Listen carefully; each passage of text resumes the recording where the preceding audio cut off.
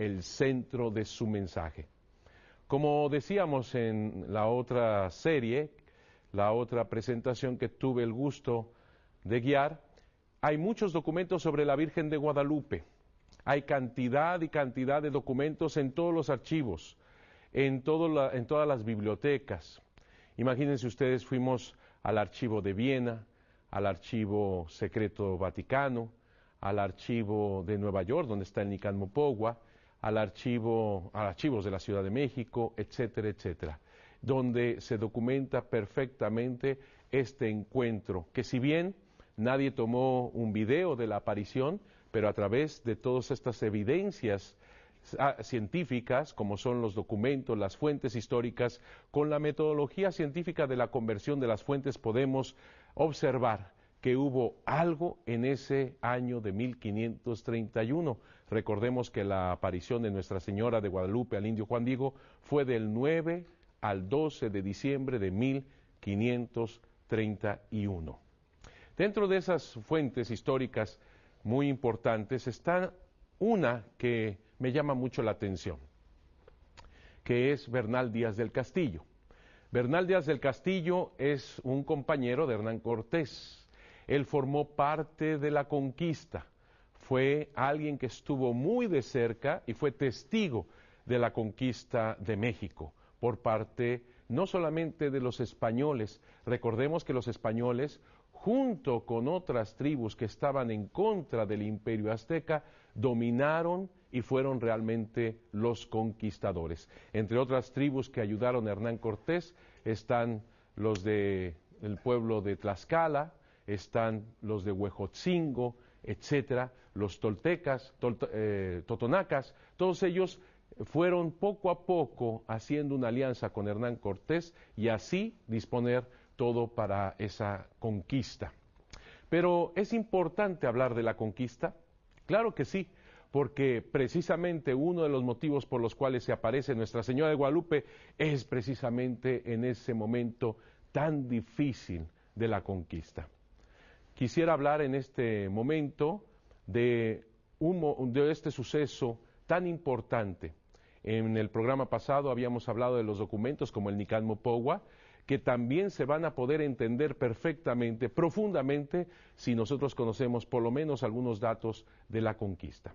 Así, recordemos que en España, en aquel entonces, estaba Cristóbal Colón, muy cercano al rey de Portugal, tratando de convencerlo para ese descubrimiento que posteriormente va a hacer. No consiguió convencer al rey de Portugal, así que fue hacia España. Y ahí estaban los reyes católicos, Isabel y Fernando. Recordemos también que ellos se encontraban en una guerra muy importante de reconquista de todo su territorio. En el año 711 los árabes habían iniciado esta invasión, por decirlo así, a la península ibérica. Llegan hasta el norte de la península ibérica en el 722, fíjense la fuerza de 711 a 722, tan es así que llegan en el 732, en ese año, hasta Francia, donde hay una importante batalla de la guerra de Poitiers, en el 732, donde gana Carlos Martel, los longobardos, a los árabes, y los hacen retroceder y estar en la península ibérica durante 8 siglos. Por eso su cultura, su lengua, etcétera, han influido tan fuertemente, profundamente en la península ibérica. Bueno, Isabel y Fernando en 1492 logran reconquistar de mano de los árabes todo su territorio. Se tiene que esperar Cristóbal Colón para que se defina de una vez por todas esa guerra en contra de los árabes. Los españoles habían reconquistado poco a poco su territorio y habían expulsado de él a 500.000 de judíos y a 1.000.000 aproximadamente de árabes en esa última guerra en Granada. Así, Isabel pudo disponer todo para que Cristóbal Colón pudiera tener los recursos a esta expedición, que era toda una aventura. Imagínense ustedes, Cristóbal Colón les había dicho de llegar al oriente caminando hacia occidente, con estas teorías que ya se manejaban y que él también tenía muy claras de que la Tierra era redonda, además de que tenía un conocimiento muy profundo sobre los mares, sobre las corrientes, sobre los aires, los vientos, porque se tenía que regresar a la península ibérica y este era uno de los grandes retos. Así convenció especialmente a Isabel, quien le dio económicamente lo necesario para poder hacer esta travesía. Pero ¿quién iba a decir que se le iba a atravesar un continente, el continente americano, a Cristóbal Colón? Desde siempre él pensó que había llegado a las Indias y por tal nombre le puso a todo el continente, a todo este nuevo mundo, las Indias. Que él murió diciendo que había descubierto efectivamente el Oriente, las Indias, pero sabemos perfectamente ahora que descubre un nuevo mundo. Así, cuando los españoles van tomando más y más fuerza en este nuevo mundo, van conquistando todo lo que son las islas, el Caribe, Cuba, y desde Cuba comienza una expedición para México. No se había descubierto México en los primeros años. Fue hasta 1517 cuando Francisco Hernández de Córdoba descubre México. Va por toda la costa, desde la península de Yucatán, prácticamente, hasta por Tabasco, tiene que Cuba. Muy malherido, por cierto, por las batallas con los indígenas. La segunda expedición en 1518 fue de Juan de Grijalva. Él descubre más del territorio, pero siempre en la costa. Ellos no tenían ningún título de adelantado, ni podían tampoco fundar pueblos, como hizo en la tercera expedición Hernán Cortés en 1519. Es algo interesantísimo la historia de este hombre, de Hernán Cortés, cómo se formó en España, siendo muy joven. Él se fue a estudiar Derecho a Salamanca, 2 años estuvo ahí, cuando se dio a esta aventura, teniendo pues grandes experiencias precisamente en las Islas Caribes hasta llegar a Cuba.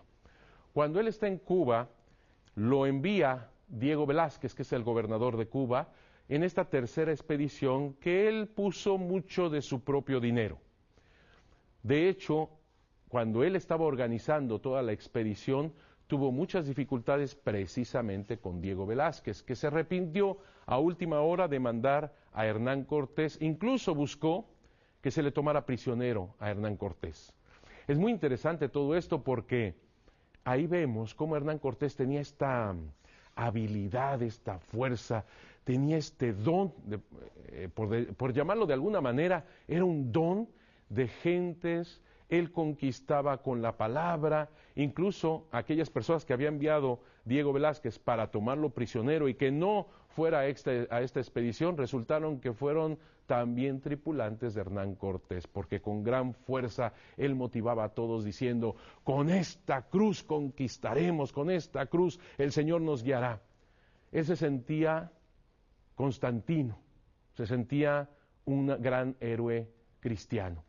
Así, él va haciendo el mismo camino que hicieron los otros 2 expedicionarios, pero con tal fortuna, con tal suerte, que ahí encontró en Yucatán precisamente, donde ya se escuchaba que los castellanos habían llegado, se encuentra a Aguilar, Francisco de Aguilar. Francisco de Aguilar fue un español que había sucumbido su nave en 1511, y él llega a las costas de Yucatán y aprende el maya. Esto es muy interesante porque más que ganar una espada, Hernán Cortés ganó una lengua, ya que a través de Aguilar podía comunicarse en territorio maya. Él sabía maya. Así que poco a poco fue costeando hasta llegar a Tabasco, en donde también, para su buena fortuna, gana una guerra que no sabe él exactamente cómo la ganó, pero la ganó, y ahí le dan como regalo 20 doncellas, entre las cuales se encuentra la Malinche, famosa, conocida con el nombre de la Malinche.